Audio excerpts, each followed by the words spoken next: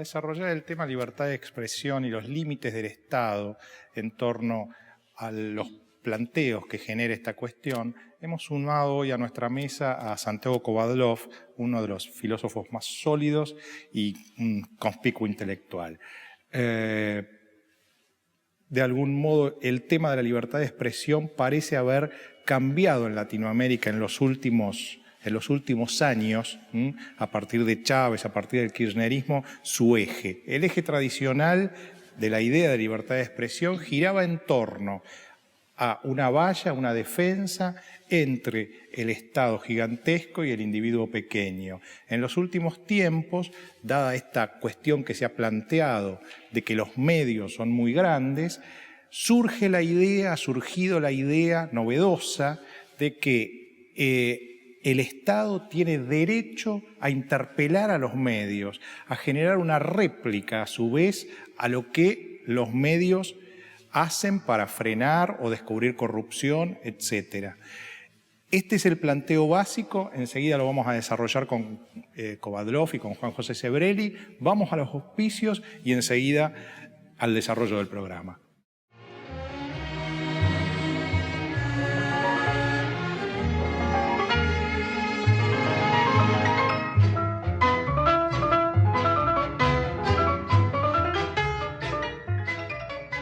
Una empresa joven en un mundo que avanza. Medanito, tenemos energía, somos energía.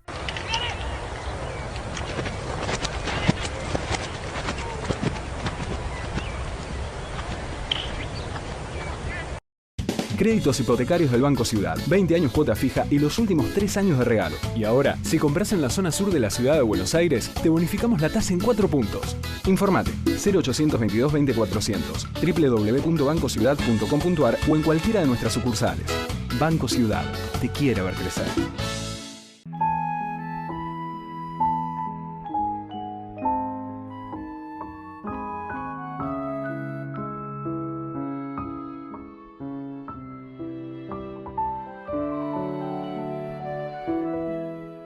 UCES, la excelencia, un compromiso. www.uces.edu.ar. Flores de Radio Francia Internacional y RCN Radio de Colombia. De los electos, por eso digo, te sugiero que tú investigues un poco más, porque esa pregunta está hecha como gelatinosa, no tiene fundamentación lógica. O sea, pareciera que tú ignoras totalmente lo que aquí pasó. Como si vivieras en la luna, o por eso te pregunté de dónde tú eres. Andreina.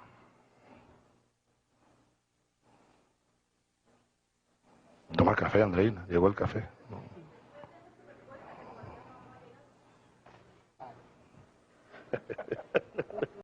Está formulado, Juan José, el planteo. Me gustaría que vos comenzaras desarrollando esto en los distintos regímenes y en la historia. Claro, hablar sobre la supresión de la libertad de expresión en una dictadura es algo obvio porque forma parte de la esencia misma de la dictadura. No hay dictadura con libertad de expresión, del mismo modo que no hay democracia sin libertad de expresión. El tema es, y vos lo esbozaste, en esta semidemocracia, en esta zona ambigua de ciertos gobiernos, sobre todo en América Latina, Venezuela en forma más plena y el kirchnerismo, en cierto modo, en la Argentina, que tienen algunos elementos democráticos porque han sido elegidos mediante sufragio universal y porque representan, si no una mayoría, a una primera minoría. Pero estos no son los elementos, si son elementos necesarios, pero no suficientes para hablar de la democracia. Justamente, uno de los elementos fundamentales es la libertad de expresión que se retasean en este tipo de gobierno. O se persiguen abiertamente en el caso de Venezuela o se retasean en el caso del kirchnerismo.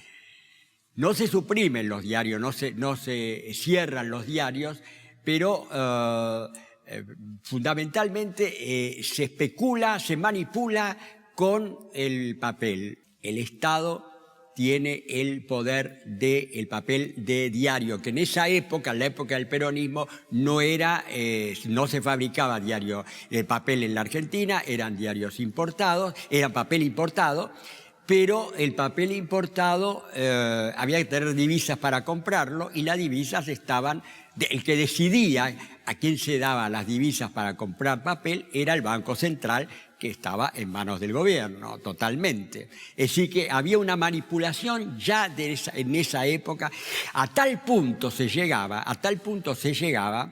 que los diarios opositores fundamentales, La Prensa y La Nación, les daban una mínima dosis de papel como para que pudieran publicar 15 páginas. Con una letra insignificante, minúscula, ¿no? Mientras los diarios oficialistas, Democracia, tenían cualquier cantidad. Eso era una censura total y absoluta. Y después se terminó, por supuesto, por directamente expropiar la prensa y dársela a la CGT. Bueno, después hay otros, muchísimos recursos, el soborno a periodistas, la compra de medios. En el caso del peronismo histórico, prácticamente todos los medios, salvo la prensa y la prensa también después, y La Nación, creo que era el único diario independiente. La Vanguardia, los dos principales diarios opositores, La Vanguardia fue prohibida abiertamente, que era el diario del partido opositor más importante, el Partido Socialista. Me gustaría, para trasladarle la palabra a Santiago, vos has mencionado algunas cuestiones que justamente el kirchnerismo acusa a Clarín de estas cosas. Por ejemplo, vos decías el tema del manejo del papel. Justamente lo que dice el kirchnerismo es: Clarín tiene el manejo del papel y se lo retasea a los medios que opinan distinto que ellos. Vos mencionabas también otras situaciones como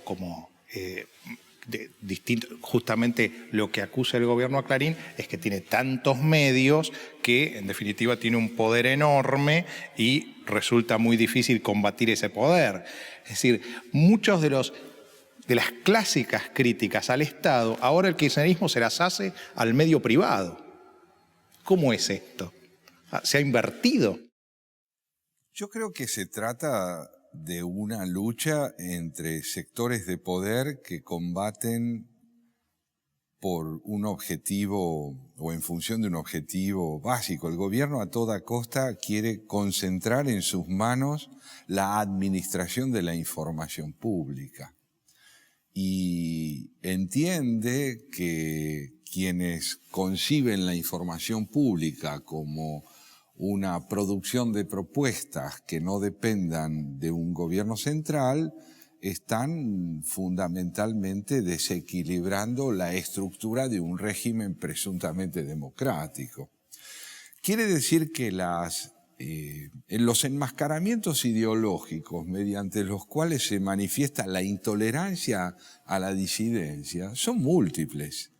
Es fundamental no presentar el debate como un debate en torno a la libertad de expresión, sino como un debate en torno al poder económico. La libertad de expresión aparece completamente soslayada, es decir, no está en el centro de la cuestión. Y yo creo que nosotros deberíamos, en un espacio de libertad crítica, empezar por entender cuáles son los efectos nefastos que tiene la libertad de expresión para un gobierno autoritario. La libertad de expresión, ante todo, impide el monopolio de la palabra. Impide el monopolio de la palabra, pone en tela de juicio la suficiencia de un discurso único. Esto genera la necesidad de entender que la realidad es materia de interpretación y que no hay un discurso que ha colonizado lo real suficientemente como para que se crea que ese discurso y la realidad se equivalen. Esta aspiración de equivalencia entre el discurso único y la realidad es un sueño teocrático trasladado a la política. Y no hay duda alguna que detrás de todo gobierno autoritario hay un sueño de redención que consiste en salvar la palabra de la interpretación. Salvar a la palabra de la interpretación, impedir que lo que se diga sea objeto de debate y de intercambio. ¿De qué debe ser objeto la palabra para una sensibilidad autoritaria? De obediencia de vida. Es una palabra que una vez surgida implica que se la deba sostener no mediante el análisis y la convicción crítica, sino mediante la subordinación. ¿Por qué? Porque es una palabra revelada. La libertad de expresión pone en tela de juicio el valor revelado de la palabra y la convierte en la emisión de un sujeto que puede ser cuestionado. ¿En qué consiste entonces, en última instancia y desde esta perspectiva, la lucha? Consiste en saber si vamos a aceptar el pluralismo o lo vamos a negar. Si puede haber dos en vez de uno. Si debe haber uno que subordine o muchos que discutan. Es evidente que el porvenir de la democracia es proporcional al pluralismo, es decir, a la diversidad de puntos de vista. Mientras esto no tenga lugar como materia explícita de la discusión que estamos teniendo, fatalmente el gobierno va a tratar de presentar a sus adversarios como monopolios, exclusivamente como monopolios, primordialmente como monopolios económicos, de los cuales el país debe liberarse para que entonces sí impere una palabra liberadora. Esto está claro, Santiago. Ahora, justamente el planteo del gobierno es que da vuelta a la cuestión, porque lo que dice es, si está Clarín, está La Nación, está Canal 13, está TN, los medios más poderosos que tienen la palabra, y es una palabra de algún modo cuestionadora, interpeladora del gobierno. Somos nosotros los que, para poder ejercer la pluralidad, tenemos que salir a hablar, dicen ellos. Es decir, dan vuelta a la cuestión. Sí, pero mediante un procedimiento que es todo lo que yo diría que es cuestionable. Salgan ustedes a hablar sin suprimir al otro. Si ustedes tienen algo que decir, no presuman que lo podrán decir eliminando al otro. Si la disputa es exclusivamente económica, se trata de arrebatarle al otro lo que uno necesita tener. Pregunta, ¿para hacer lo mismo de aquello a lo que se acusa a la oposición? ¿O para hacer algo que sea democráticamente fecundo? Se supone que el gobierno aspiraría a generar más libertad de opinión pública. Pero en verdad lo que yo creo que la experiencia está demostrando es que el adversario está de más porque se lo homologa a un enemigo.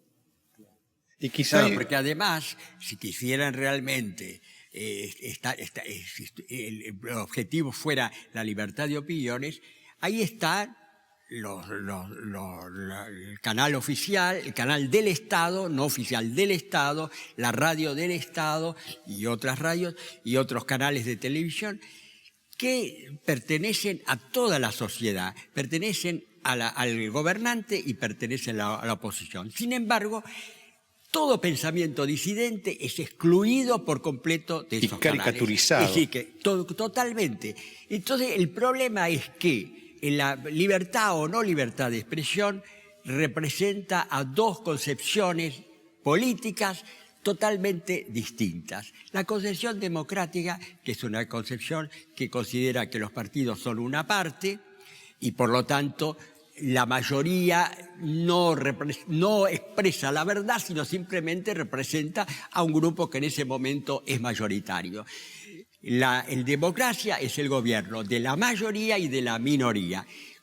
Ese sería el pensamiento democrático y el único que permite la libertad de expresión. En tanto que la concepción contraria, que es la del movimentismo, considera que el que está en el gobierno, que es la mayoría, que son siempre los gobiernos populistas, en el caso de la Argentina, no representan una parte de la sociedad, sino representan el todo del pueblo y de la nación.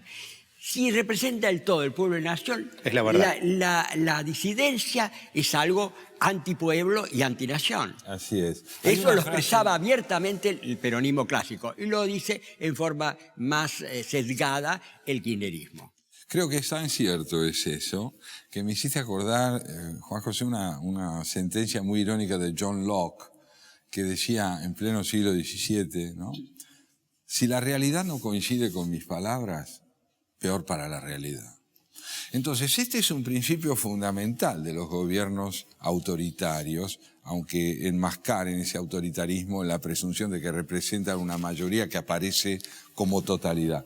es esta idea de que la palabra disidente compromete el verticalismo del poder, horizontaliza el debate, genera la necesidad de un intercambio donde recíprocamente se parte de esta convicción. Es indispensable que nadie tenga toda la razón.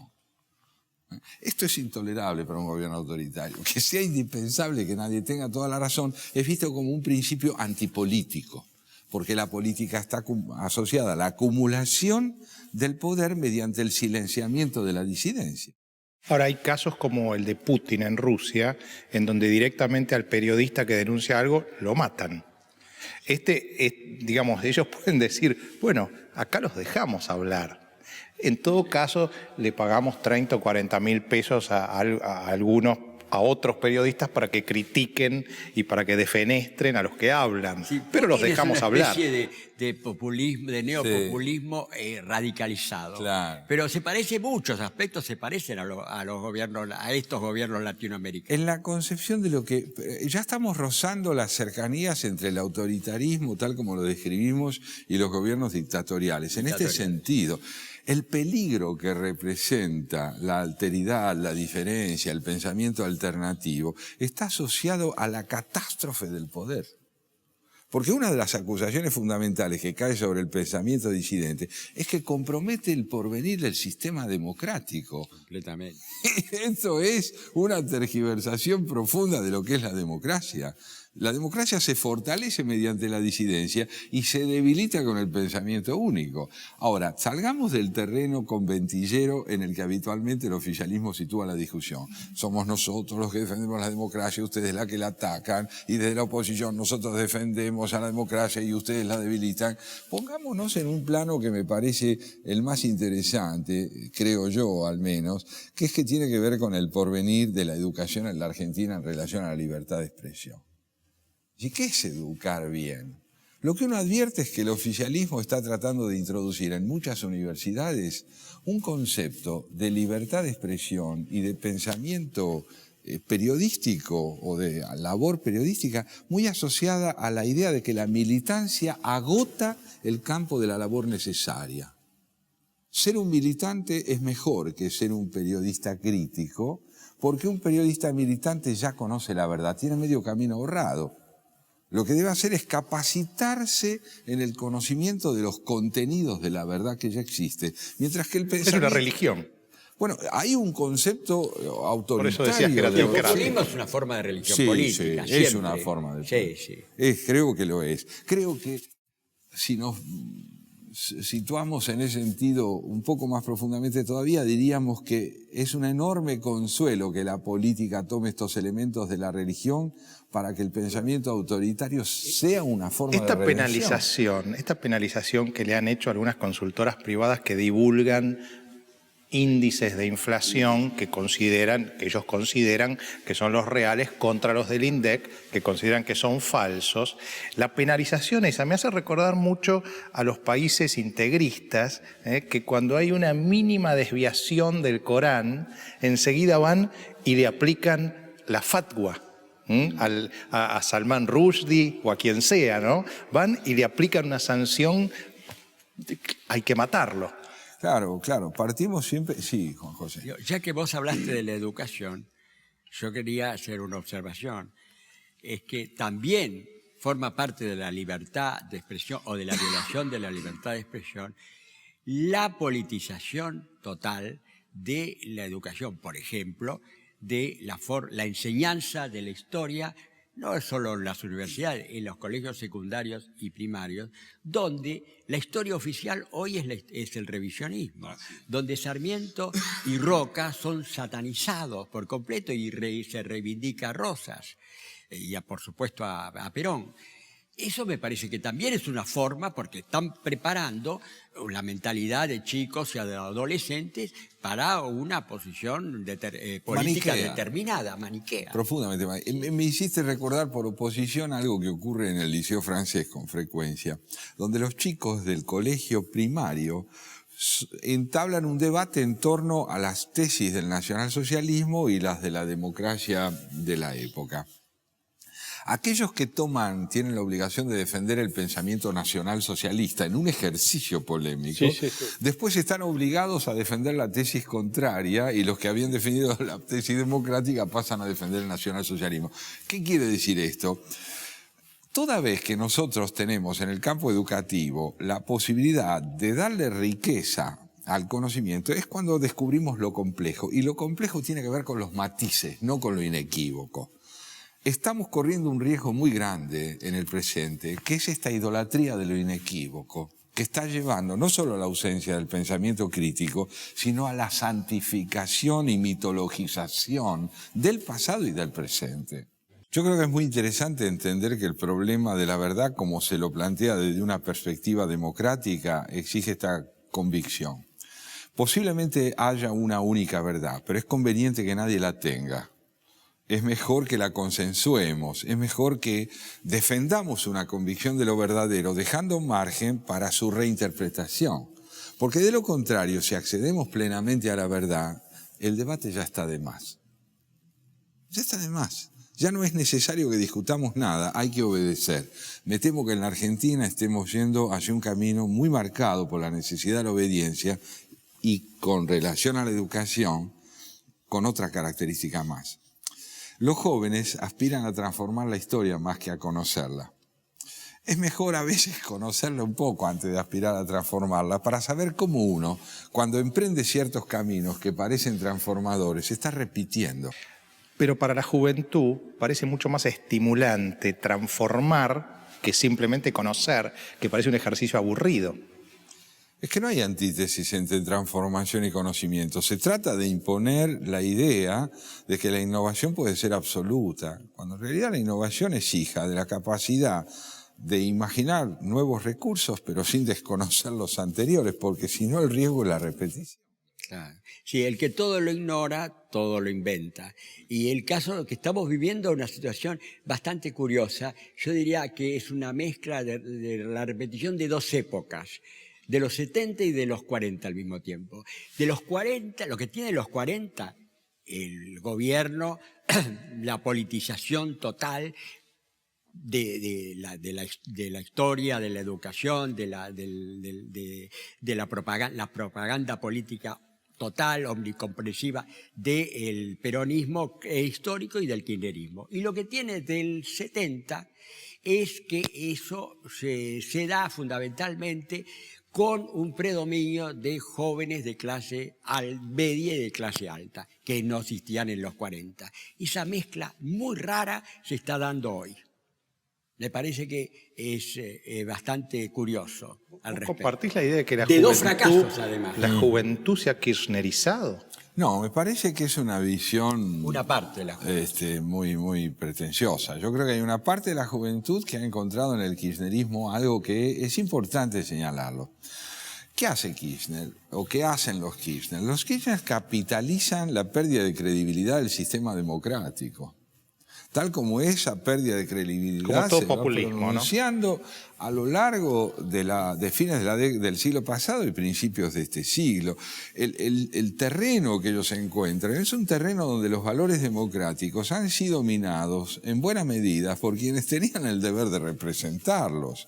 Y no hay duda alguna que en lugar de buscar su resarcimiento, han buscado la profundización de esa pérdida de credibilidad en infinidad de campos. Entonces me parece que los jóvenes, en buena medida, son hijos justamente de una generación de hombres y mujeres en quienes ese discurso democrático ha terminado por perder consistencia y se ha traducido en padres desorientados que no saben qué valores proponer. Habría que preguntarse, ya para ir redondeando el programa, porque lo terminamos, es si la estética un poco posmoderna que tiene el kirchnerismo, estas cosas que aparecen muñequitos, cosas que saltan en todos los programas que tienen ellos, ¿no? 678, programa de Canal 9, esa estética no es una estética muy contemporánea que imanta a los jóvenes, y a la vez el hecho de que ellos realizan muchas actividades, la Cámpora, etcétera, y los partidos de oposición no las realizan, y la juventud necesita actividad. Y tienen un discurso coherente. El kirchnerismo tiene un discurso falso y totalmente perverso, pero es coherente. Coherente consigo mismo, no con la realidad. La oposición no tiene un discurso Claro, para oponer. esto es fundamental. Esa es la realidad. Al kirchnerismo le importa ser verosímil, no decir lo verdadero. Claro. Y esto es muy importante y lo hace muy bien. Tiene una lógica interna. Pero además, Sí, tiene una claro, lógica interna. pero además convengamos que no abarcan la totalidad de los jóvenes. Lo que ocurre es que todos los sectores juveniles, que por ejemplo han participado en infinidad de pronunciamientos no favorables al gobierno, no tienen la organización, digamos así, sistemática podríamos decir, y discursiva. Entre quien construye una autopista al infierno y otro que no construye nada, la juventud se sube a la construcción de la autopista al infierno. Nosotros tenemos que advertir esto que señalaba Juan José. Es indispensable que la oposición aprenda a construir un discurso donde se reconcilie la elocuencia con la verdad. Con la realidad. Bueno, muchas gracias, Santiago. Creo que ha sido muy rico, como siempre, la presencia de Santiago Kovadlov, uno de los filósofos más interesantes de la Argentina. Y bueno, nos reencontramos el próximo domingo.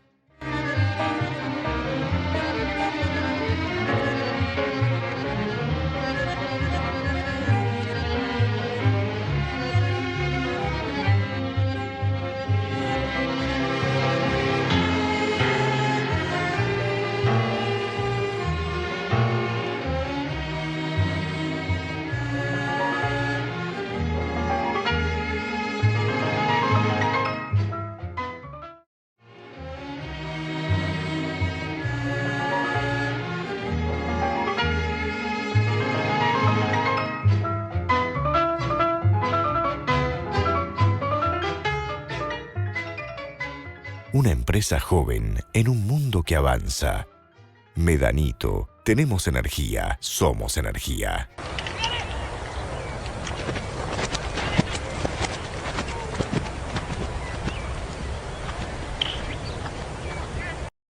Créditos hipotecarios del Banco Ciudad. 20 años cuota fija y los últimos 3 años de regalo. Y ahora, si compras en la zona sur de la ciudad de Buenos Aires, te bonificamos la tasa en 4 puntos. Informate 0822 20 400, www.bancociudad.com.ar o en cualquiera de nuestras sucursales. Banco Ciudad. Te quiere ver crecer.